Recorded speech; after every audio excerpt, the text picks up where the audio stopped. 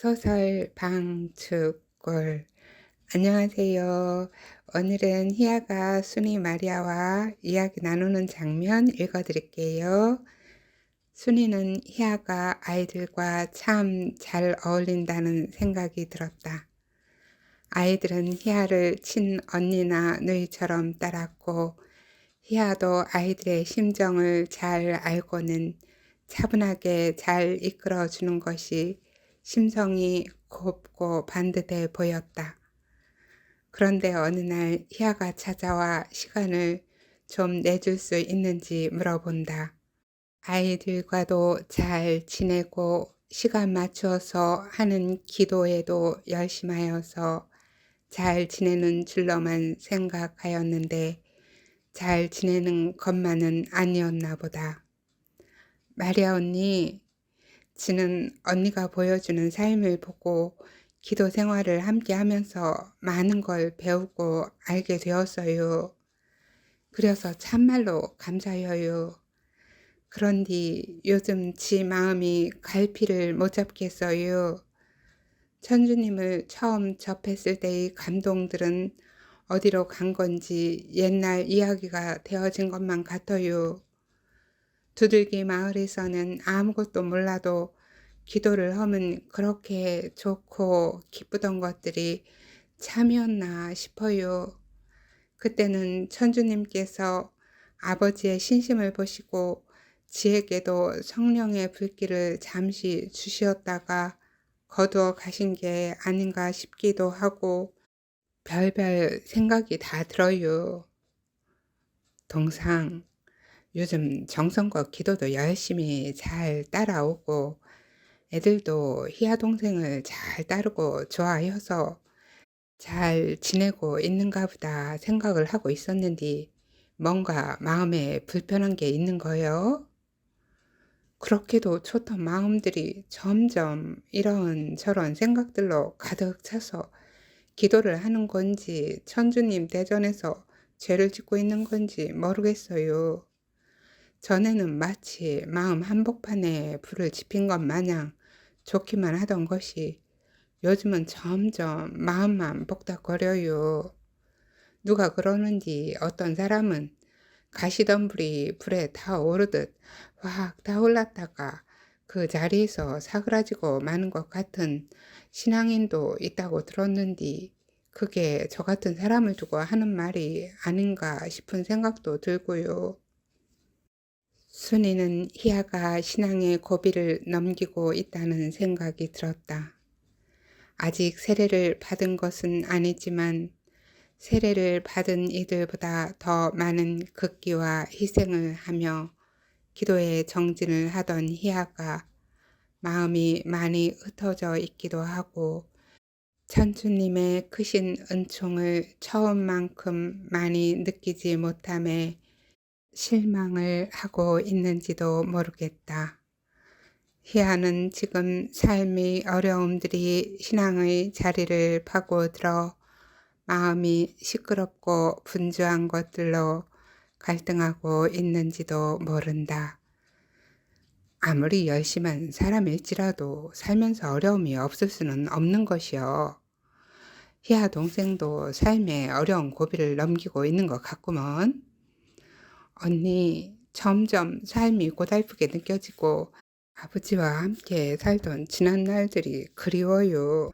동상, 언제나 좋은 날만 있을 수는 없는 것이요. 우리네 삶은 마치 날씨와도 같구먼. 해가 나는 날들이 주로 많지만 비가 오기도 하고 춥기도 하고 바람이 불기도 하는 게 우리네 인생이요. 하지만 인생에 여러 날들이 있다고 해서 비가는 하지 말어. 우리가 가는 길은 마음을 닦는 길이니 비바람 불어도 마음은 흔들리지 않는 날이 오지 않겠어? 지금은 마구 흔들리는 작은 나무 가지에 불과하겠지만 언젠가는 우리도 아름드리 나무처럼 뿌리를 잘 내려서 흔들리지 않는 마음을 가지는 날이 올 것이구먼. 우리는 그날을 기다리며 노력하면서 살아보는 거요. 그게 기도하는 사람이라 생각이 드는구먼. 언니 말씀이 맞아요. 지는 아직 무지여서 모르는 게 많고 신앙의 뿌리가 약해서 많이 흔들리는 사람인 줄을 알면서도 적응이 잘 안 되어요. 지 자리가 아닌 것처럼 불편하고 지 자리를 찾아야 한다는 생각이 들어서 마음이 심란해요. 순이 마리아는 희아의 갈등들을 들으며 희아가 이곳에서 더 머물기는 어려울 것이란 걸 알았다. 아직 신앙의 초보자이고 어린 나이이기는 하여도 희아는 자신의 길을 확고하게 알고 그 길을 찾고 싶은 갈망에 애를 태우고 있는 것으로 보여진다. 단순히 일상생활과 사람들 사이에서 겪는 갈등들만 가지고 말하는 것은 아닌 것 같다. 동상 말이 무슨 뜻인지 알아듣겠구먼. 그렇지만 미리 걱정하고 염려하는 것은 믿음이 없는 사람들의 행동이요. 천주님이 이끌어 주실 것을 믿고 기도하다가 보면 희아에 대한 천주님의 뜻이 이루어질 것이구먼. 언니를 보면 모든 걸 참 수월하게 잘 하는 것 같아요. 무슨 말이요? 애태우고 초조해서 안달하며 사는 지 자신을 보면 한숨만 나오는데 언니를 보면 어려운 것도 척척 해내고 마음 상하는 일이 생겨도 순탄하게 잘 넘기고 천상 하늘에서 내린 사람 같아요. 희한 눈에 그렇게 보였다니 참으로 고마운 말이구먼. 사람은 모두 모양새가 달라서 쓰임새에 맞게 살아야 그 맛이 나는 것일 거요. 희아도 남다른 그릇을 가지고 있다는 생각이 드는구먼. 언니는 언니의 삶을 어떻게 알았어요? 지는 지 그릇이 어떤 모양인지 몰라요. 내가 보기에 희아는 자신이 어떻게 살아야 하는지 알고 있는 것 같구먼. 그래서 여기 방출골로 들어온 게 아니겠어? 그리고 앞날이 보이지 않아도 믿고 가는 게 천주님을 믿는 신앙인이구먼. 천주님이 주시는 길 가다가 보면 삶이 완성되어지지 않겠어? 순이 언니는 어떻게 이런 삶을 살게 된 거예요? 나도 처음에는 희아 동상처럼 결혼 안 하고 동정녀로 살고 싶었는데 천주님께서 저 아이들을 선물로 주신 거예요. 저 아이들이 아니었으면 베티로 들어갔을 것이구먼. 베티로요? 그려.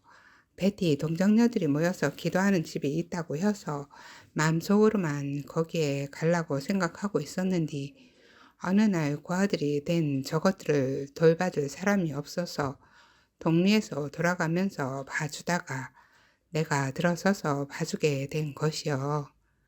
그러면서 결혼도 하게 된 것이고. 그럼 지금은 마음이 어때요? 지금은 천주님께 큰 선물을 받는 느낌이구먼. 혼인 생활이 행복하신 거지요? 나는 남편과 아이들을 위해 이 몸을 바칠 것이구먼. 그것이 천주님을 사랑하는 일이라고 생각했기 때문이요. 그러니 사랑하는 사람들을 사랑하게 해 주신 천주님께 어찌 감사하지 않겠어. 천주님이 옆에 계셔서 행복하고 사랑하는 사람들이 옆에 있어서 행복하지. 언니는 동정녀로 살고 싶었다면서요. 어째서 결혼을 한 거예요? 순이는 자신의 과거가 회상되어진다. 순이는 잠시 말없이 자신과 스스로 다짐을 하던 그 때를 떠올리며 희아에게 고백이라도 하듯 이야기를 해 주었다.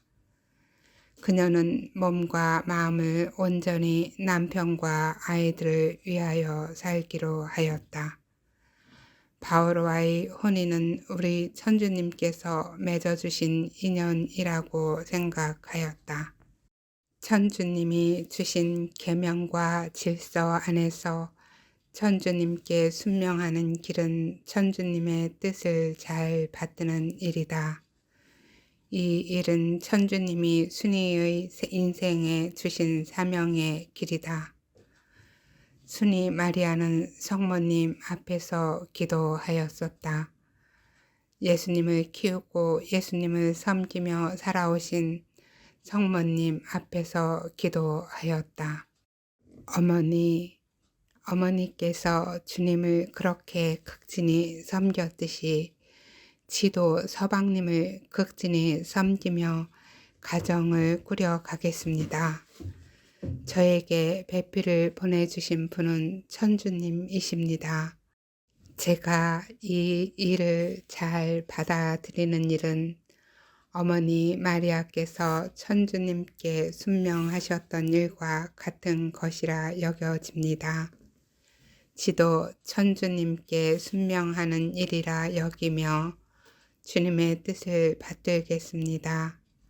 도와주셔요, 어머니. 우리 예수님의 이름으로 기도드려요. 순이는 평소에 어른들이 하던 말들을 떠올렸다. 하늘의 큰 뜻을 이루는 일은 남성들이 하지만 하늘의 뜻을 이룰 수 있게 하는 것은 여인들의 역할이라고 조선의 여성들이 해오던 그 말이 그날따라 깊이 느껴졌었다. 마치 성모님이 천주님께 순명함으로써 예수님을 잉태하고 세상을 구원할 메시아로 키우셨던 것과 다르지 않다는 생각이 들었었다.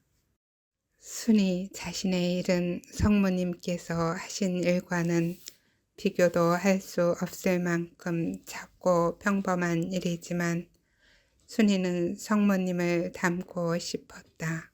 성모님께서 하셨듯이 아이들을 키우고 남편을 예수님 모시듯 모시며 하늘의 일을 할 수 있도록 옆에서 기도하며 최선을 다하여 보필하고 싶었었다. 순이는 바오로에게 질문했었다. 서방님, 왜 지를 선택하셨어요? 선택한 것이 아니라 사랑한 것이요. 나는 당신을 보고 있으면 세상을 얻은 것 같오. 그 행복함을 표현할 길이 없고 당신을 위해 모든 걸 내주고 싶은 생각이 들어. 당신이 내 청혼을 받아주지 않았다면 나는 병이 들어 죽어가고 있었을 것이오. 서방님, 이제부터 지도 서방님을 하늘이라 여기고 살 것이어요. 그러니 지하고 약조한 것을 잊지 말아주세요. 알아요. 당신하고 약조한 일을 기억하고 있으니 염려 마오. 순이의 꿈은 동정을 지키며 예수님께 한 생애를 바치고 싶었었다. 그러나 순이는 혼인의 삶이 주님의 뜻이라 여기며 기쁘게 받아들이고 있는 것이었다. 어린 시절부터 예수님은 마치 순이의 동무 같았고 점차 크면서 예수님을 위해서만 살고 싶었었다. 예수님을 느낀다는 것은 뜨거운 사랑의 불길 같은 것이었고 그래서 그 좋은 시간을 그분하고만 지내고 싶었던 것이다. 누가 가르쳐 주어서 생긴 일들이 아니었다. 자연스럽게 순이의 마음이 움직였고 예수님 안에서만 살고 싶어지는 것이었다. 나중에서야 그것이 주님과의 사랑이었다는 걸 알았고 보이지 않는 그 사랑이 너무나 좋은 나머지 가슴 깊이 묻고서 어디가 혼자 살고 싶었었다.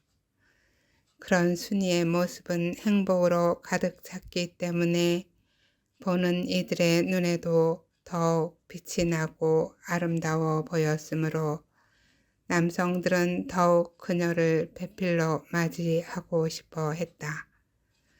순이는 모든 충매를 거절하고 소문으로 들어 알고 있는 어느 깊은 산속에 동정녀들이 살고 있다는 곳으로 가려고 하였다. 그런데 어느 겨울에 박해를 피해 피난을 들어온 박씨 가족을 만나면서 순이의 삶은 달라진 것이다. 박씨는 임신한 아내와 어린 아이들만 남겨둔 채 포졸들에게 잡혀가 순교를 하고 박씨의 아내는 남편도 없이 엄동설안의 방출골로 피난을 오게 되었는데 온 몸이 꽁꽁 얼은 데다가 먹지를 못해서 사람의 모습이 아니었다. 얼었던 몸에 바람이 잔뜩 들어간 풍선 마냥 되어 집채만하게 보였다. 그 몸으로 온갖 고통을 겪다가 애를 낳게 되었는데 설상가상으로 출혈이 너무 심하여 여인은 죽고 핏덩이 갓난 아이만 살았다. 동리에서 갓난 아이를 둔 여인들이 드나들면서 도와주기는 하였으나 그렇게 해서 될 일이 아니었다. 결국 돌봐줄 사람이 없어 난처한 상황이 되자 순이가 자처해서 그 집에 들어갔다.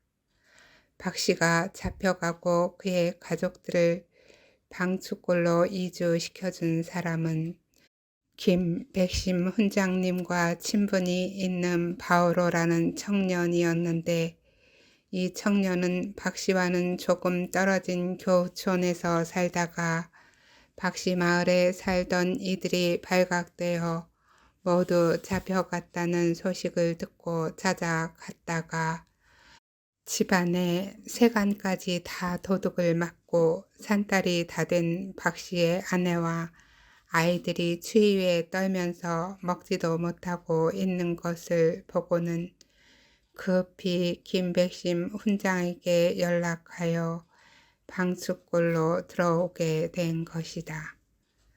바오로라는 청년은 안전하게 피신시키고 돌아갈 마음이었으나 산모의 온몸이 동상으로 퉁퉁 불어 있는 데다가 남편을 잃고 시리에 빠져있는 박씨의 아내와 아이들만 덜렁 두고 갈 수가 없어 김백심 훈장의 가족과 함께 산모의 집에 군부를 떼주고 아이들을 돌보아 주다가 박씨의 아내마저 숨지자 어쩔 수 없이 추운 겨울만 도와주자는 마음으로 수시로 드나들며 돕게 된 것이다.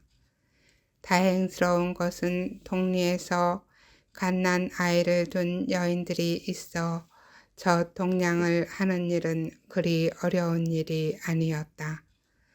순이가 갓난 아이를 품에 안고 젖먹이 아이를 둔 여인들 집을 찾아가거나 여인들이 직접 와서 젖을 물려주고 갔다.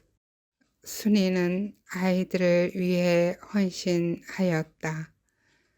나중에 들은 이야기이지만 바오로는 순이를 처음 본 순간 숨이 멎는 줄 알았다고 하였다.